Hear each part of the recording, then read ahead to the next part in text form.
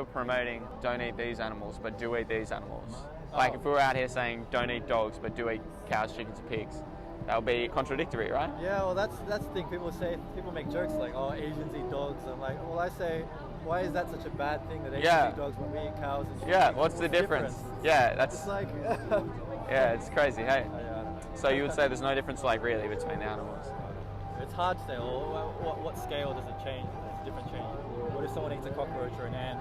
Right. How does that compare with a dog or a cat or a cow? Right. Or Yeah, I suppose there's kind of different levels, but a difference that makes slaughtering one okay for our taste pleasure and not slaughtering the other okay for our taste pleasure. It's easy to think, well, I don't value animals as the same as humans, so therefore I should eat them. But that's not what we have to do, right? All we have to do is value the life of these animals higher than our sensory pleasure, higher than our taste pleasure. And we don't even have to do that because there's so much delicious vegan food. We're not even foregoing. It's not like we're giving away our taste buds. We're just eating different delicious food that doesn't involve the death and suffering of millions of innocent sentient creatures. What if you took a natural selection perspective? If lions, for example, were able to proliferate, they would eat us humans without question. Yeah. Hypothetically speaking. Yep, let's go down that route if you want. I'm happy to. If they had, and if lions had the choice to breed us selectively at an industrial scale for food, they would do that too. Okay. Yeah. Okay. Let's say they would. Yeah. I don't really know that. If they were smart enough, they That's would. okay. Let's say they would. Do you think that, you know, say if lions or another animal in the wild, a predator in the wild, acts in a certain way that provides a good moral basis for us to do so?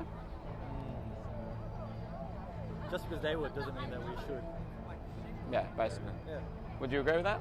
Yeah, no, I agree. So lions do a lot of things like, you know, lions have sex with other lions without consent. Yes. Right, lions rape other lions. They sometimes eat their own young. I think we should, yeah. Right, okay. That's a fair argument. So, well, it's one I made also myself actually, because, you know, we look at this one thing lions do in the wild and we pick that and we say, okay, therefore I can do it, but everything else that lions do, we don't snip each other's ass, we don't do anything like that, right? Right?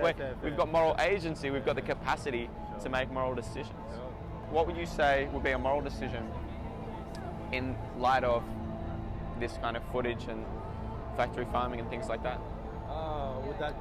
What would line up with your guys' personal values most strongly, do you think? Just not eating. Not eating animal products? Not contributing to the industry, really. Right. Just fueling the supply and demand cycle. One guy is not going to change anything. Said 8 billion guys, right?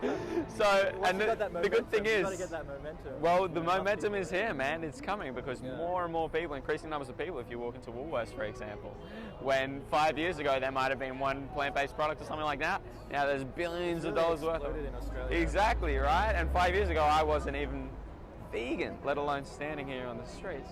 Do you hear any counter arguments to veganism? What are some of the legitimate, like strong pro meat arguments? Yep. If I was, so let's say if I had to challenge a vegan activist and I really wanted to make them work for it. As unbiasedly as you can. Yeah. Some things I would start going into is animals die in crop production also. Production of plants, animals also die, right? Sorry, I'm not following. So there are big combine harvesters that get up all the plants. Every now and then, you know, a mouse or something like that might get caught up in that and die. Therefore, we should keep contributing to as much harm as we possibly can, right? Or therefore we should, eating meat, eating plants, it's exactly the same because animals also don't crop production. That's one that I definitely found more challenging back at the start of my day. But with a little bit of, you know, research into that, I can see that, well, intention matters, right? You know, if you're driving a car and you accidentally swerve and hit someone, it's different than getting in a car and, you know, running off the road and running people down. So that's kind of, I feel similar to, you know, like where are the cars going?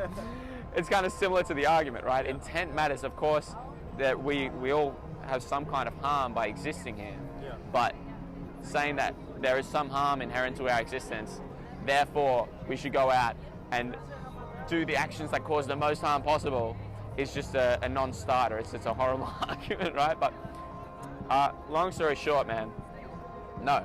Because when I was a meat eater and I had one vegan friend who I thought was a nut job, and I started putting all these questions to her, I was arguing it, and I ran out. And that's why I actually went vegan. It's because I didn't hear a single logical argument. And don't take my word for it. Go out, your family, friends, everyone who's most knowledgeable about this, try and find the arguments, man. Really what it comes down to, the real reasons we, eat the way we do is simply habit, taste, convenience, and tradition. Exactly. And none of these things, so superficial, justify violence, let alone violence at such a mass scale, right? Tradition, there are a lot of traditions, I'm sure you guys could maybe think of some examples that are very violent and horrible traditions.